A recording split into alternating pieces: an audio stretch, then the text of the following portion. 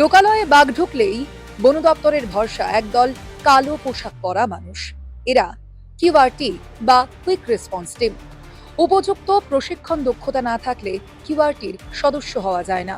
বাঘকে লোকেট করা, জঙ্গলে নেমে নেট ও ফেন্সিং করা, খাঁচা পাতা, প্রয়োজনে বাঘটিকে খাঁচাবন্দি করা কিংবা নিরাপদে জঙ্গলে ফিরিয়ে দেওয়া, সবচেয়ে ঝুঁকিপূর্ণ কাজগুলি করেন তারা। অথচ এই মানুষগুলো বন দপ্তরের স্থায়ী কর্মী নন। দৈনিক মজুরি মাত্র 1000 টাকার বিনিময়ে বাজি রাখেন নিজেদের জীবন। ডিপার্টমেন্টের কাছে বা আগে নতুন সরকার ছিল, এমএলএ কাছেও জানানো হয়েছে, কোনো তত্ত্বাবধান নেয়নি। অতএব আমার মনে হয় এই যে নতুন সরকার এসছে, একটু যদি আমাদের দিকটা দেখে আমরা খুব কৃতজ্ঞ। মানে আমরা ধরো 40-50 জন লোক আছি, মানে সব একই দশা। অতএব আমাদের এই নতুন সরকার যদি একটু দেখভাল করে, আমরা মানে জীবন জীবিকা একটু বাঁচাতে পারি। শুধু সুন্দরবন এলাকায় নয়, প্রয়োজনে জেলার বাইরেও উদ্ধার অভিযানে যান কিউআরটির সদস্যরা। গত বছর ওড়িশা থেকে ঝাড়গ্রামের বেলপাহাড়ি এলাকায় চলে আসা একটি রয়্যাল বেঙ্গল টাইগারকে উদ্ধার করতেও ডাকা হয়েছিল সুন্দরবনের এই দলটিকেই। সেখানেও একই পারিশ্রমিকে জীবন বাজি রেখে অভিযান চালান তারা।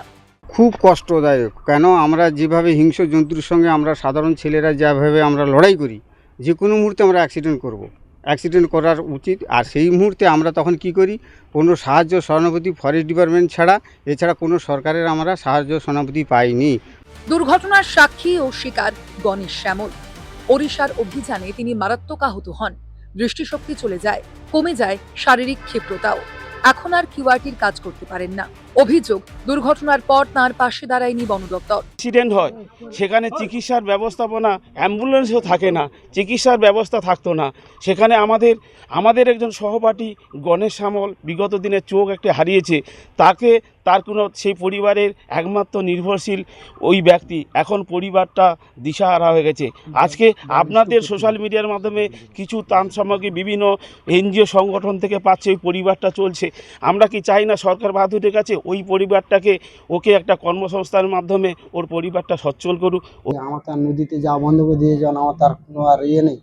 কিন্তু দোকান টোকান করে কি যে করে আমি একটা জায়গায় খেতে পারি সেরকম।